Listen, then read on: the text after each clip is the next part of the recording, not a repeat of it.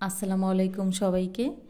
ছোট থেকে বড় সবাই কিন্তু এই রেসিপিটি অনেক বেশি পছন্দ করে, আর আমরা কিন্তু কোনো বছরই মিস দিই না এরকম একটি রেসিপি তৈরি করতে। তো আমের এই মোরব্বা রেসিপিটি সবাই কিন্তু অনেক বেশি পছন্দ করে। তো আশা করছি আজকের এই আমের মোরব্বা রেসিপিটি আপনাদের কাছে ভালো লাগবে। আর ভালো লাগলে অবশ্যই একটি লাইক দিবেন, আর বেশি ভালো লাগলে শেয়ার করার অনুরোধ রইল। তো কাঁচা আমের মোরব্বা এমন কেউ নেই যে খেতে পছন্দ করে না, আর ছোট থেকে বড় সবাই কিন্তু এই আমের মোরব্বাটা আমরা পছন্দ করি খেতে, আর আমাদের ঘরে থাকেই। তো আমি ছোটোকালে দেখেছি আমার আম্মুকে যে এই আমের মোরব্বাটা অনেক বেশি তৈরি করতো। তো কয়েকটা বয়মেই আমি দেখতাম আম্মু মোরব্বাগুলো তৈরি করে রাখতো আমাদের জন্য, আর আমার ভাইয়েরা অনেক পছন্দ করতো এই মোরব্বা, তাই আমার আম্মু এই মোরব্বাটা কোনো বছরই মিস দিত না তৈরি করতে। তো এখন আমি আবার শুরু করেছি আমার সন্তানদের জন্য তৈরি করা। তো এই কাঁচা আমের মোরব্বাটা খেতে কিন্তু অসাধারণ লাগে। তো আশা করছি আজকের এই রেসিপিটি আপনাদের কাছে ভালো লাগবে। তো এখানে আমি 1 কেজি আম নিয়েছি, আর আমগুলোকে খোসা ছাড়িয়ে নিচ্ছি। আর আমের মধ্যে যে সবুজ অংশটি ছিল আপনারা দেখতে পেয়েছেন যে আমের ওই অংশগুলোকে আমি ফেলে দিয়েছি। আর ফেলে দেওয়ার পর আমটা আমি কিছুক্ষণ ভিজিয়ে রাখার পরে আমের থেকে অনেকটা কষ উঠে এসেছে। তো এই পর্যায়ে আমগুলোকে একটু ভালো করে ধুয়ে নিয়েছি। আর ধুয়ে নেওয়ার পর একটি কাঁটা চামচের সাহায্যে আমগুলোকে খুব ভালোভাবে কেচে নিতে হবে। তো ছোটোকালে আম্মুর সাথে অনেক কিন্তু এই আম আমরা কেচে দিতাম।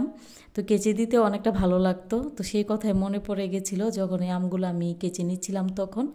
তো একটা আম কেচে নেওয়া হয়ে গেছে। তো আপনাদেরকে দেখাচ্ছি যে এরকম কেচে নেওয়ার পর চিপ দিয়ে যখন বোঝা যাবে যে পানি বের হচ্ছে, তো ওই পর্যায়ে বুঝে নিতে হবে যে আমগুলো কেচা হয়ে গেছে। আর এই আমগুলো আমি ধুয়ে নিব। ধুয়ে নেওয়ার পর আমগুলোকে আমি ভিজিয়ে রেখে দেব। তো ভিজিয়ে রেখে দেওয়ার পর এই আমগুলোকে আবারও ভিজিয়ে রাখবো লবণ পানিতে।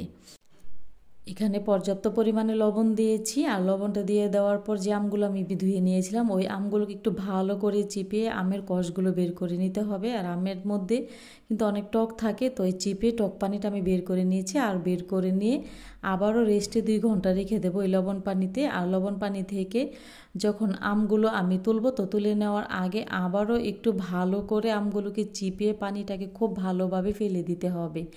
আর এই চিপে পানিটাকে ফেলে দেওয়ার কারণে আম থেকে কিন্তু অনেকটা টক ভাবটা কিন্তু দূর হয়ে যাবে। আর দেখতেই পাচ্ছেন পানিটা কতটা ঘোলা হয়ে গেছে, তার মানে এখানে টক পানিটা অনেকটা বের হয়ে গেছে। তো খুব ভালো করে চিপিয়ে আমি টক পানিটা বের করে নিয়েছি সবগুলো আমের। তো এখানে 1 কেজি আমের জন্য 1 কেজি চিনি দিয়েছি। আর দিয়ে দেওয়ার পর এখানে 2 কাপ দিয়ে দিব পানি।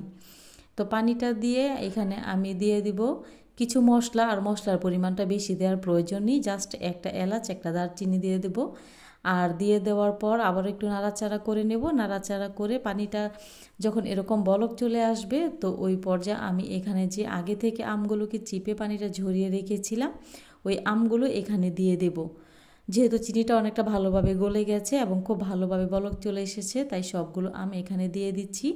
আর দিয়ে দেওয়ার পর আমগুলোকে একটু নাড়াচাড়া করে নিব, আর একটু নাড়াচাড়া করে ভালো করে মিশিয়ে নিব।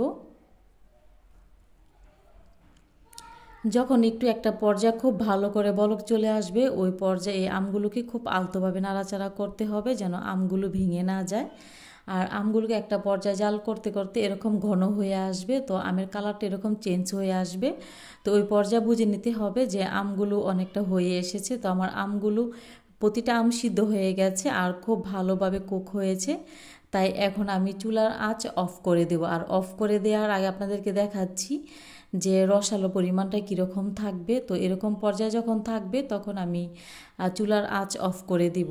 যেহেতু এটা যখন ঠান্ডা হয়ে যাবে তখন এই শিরাটা কিন্তু আরেকটু ঘন হয়ে যাবে, তাই চুলার আঁচ অফ করে দিয়েছি। আর অফ করে দিয়ে রেস্টে রেখে দিয়েছি। তো সারা রাতের জন্য যদি আপনি রেস্টে রেখে দেন তাহলে সব থেকে বেশি ভালো হয়। তো আমি সারা রাতের জন্য আমগুলোকে রেস্টে রেখে দিয়েছিলাম। আর আমগুলো দেখতে পাচ্ছেন মাশাল্লাহ দেখতে কতটা সুন্দর হয়েছে। আর এই আচারটা খেতে কিন্তু ছোট বড় সবাই অনেক বেশি পছন্দ করে। দেখতেই পাচ্ছেন মুরব্বাগুলো দেখতে মাশাল্লাহ কতটা সুন্দর হয়েছে। তো সবাই খুব ভালো থাকবেন, সুস্থ থাকবেন। আল্লাহ হাফিজ, আসসালামু আলাইকুম।